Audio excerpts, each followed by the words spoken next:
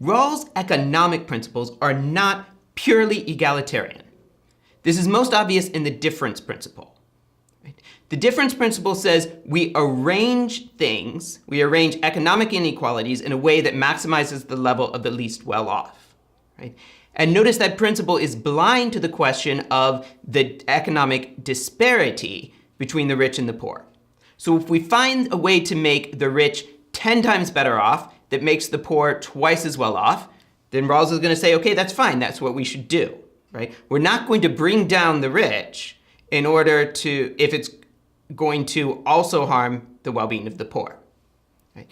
Now that's thinking long-term though, and with all of the ripple effects and ramifications. Okay? So if making the rich 10 times richer is going to systematically shut people out of political opportunities or future economic advancement, or it's going to harm fair and equal opportunity, that's a different story. Right? That wouldn't be acceptable. But if all that is at stake is the economic well-being of the people involved, right? Well then, Rawls is perfectly content to let some people get much richer in order to make the people who are least well off a bit richer. Right? Now, I would suggest that this is one reason Rawls goes in this direction. I think there's a number. Right?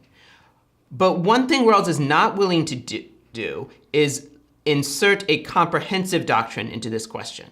Right? So some people might say, look, I believe from a moral perspective, from a deeper philosophical, moral, religious perspective, it's wrong to have massive economic inequalities in society. Right? That's a bad thing. Right?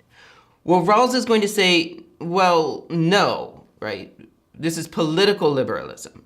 Right? If your only way of arguing that we should hinder we should bring about greater economic equality is that equality is good for its own sake, that would be inserting your comprehensive doctrine, right, into questions about the basic structure. And that's something Rawls doesn't allow. Right? It should be decided based on a conception of justice.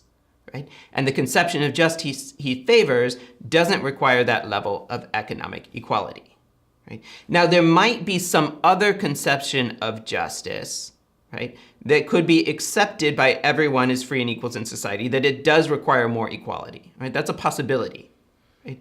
But there'd have to be a reason for it other than this is what my comprehensive doctrine requires.